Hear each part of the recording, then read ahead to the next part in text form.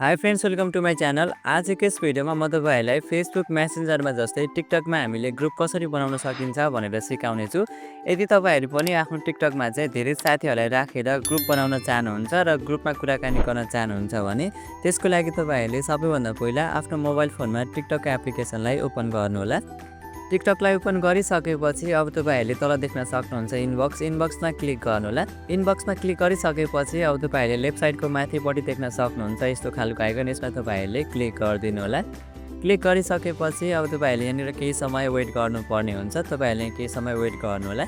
Weight गरिसकेपछि तपाईँहरूले यहाँनिर आफ्नो टिकटकमा फ्रेन्ड भएको साथीहरूलाई देख्न सक्नुहुनेछ।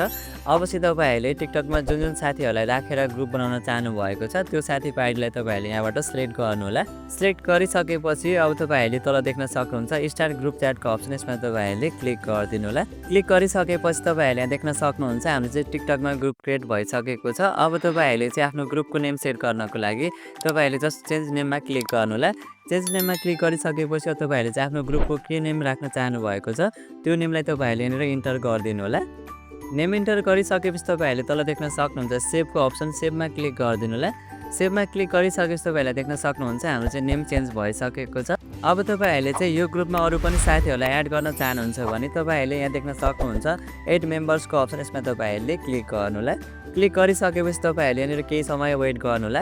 अब तपाईँहरूले यहाँ देख्न सक्नुहुन्छ हाम्रो साथीहरूको आइडी यहाँनिर सो भइसकेको छ। अब तपाईँहरूले चाहिँ जुन साथीलाई आफ्नो ग्रुपमा एड गर्न चाहनु भएको छ त्यो साथीको आइडीलाई तपाईँहरूले यहाँबाट सिलेक्ट गर्नुहोला। सिलेक्ट गरिसकेपछि तपाईँहरूले तल देख्न सक्नुहुन्छ एडको अप्सन, एडमा क्लिक गर्नुहोला।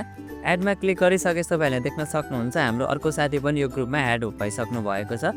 अब तपाईँहरूले चाहिँ आफ्नो यो ग्रुपलाई चाहिँ अरू साथीहरूलाई पनि सेयर गर्न चाहनुहुन्छ अथवा फेसबुकहरूमा अथवा वाट्सएपहरूमा सेयर गर्न चाहनुहुन्छ भने तपाईँहरूले तल देख्न सक्नुहुन्छ सेयर ग्रुपको अप्सन, यसमा तपाईँहरूले क्लिक गरेर तपाईँहरूले आफ्नो साथी अथवा फेसबुक मेसेन्जरहरूमा सेयर गर्न सक्नुहुन्छ है त। अब तपाईँहरूले ग्रुपमा मेसेज गर्नको लागि तपाईँहरूले तल मेसेजको अप्सनमा क्लिक गरेर तपाईँहरूले यहाँबाट मेसेज गर्न सक्नुहुन्छ है त। अब तपाईँहरूले यसै गरी फेसबुक मेसेन्जरमा जस्तै टिकटकमा पनि धेरै साथीहरूलाई राखेर ग्रुप क्रिएट गरेर ग्रुपमा मेसेज गर्न सक्नुहुन्छ है त।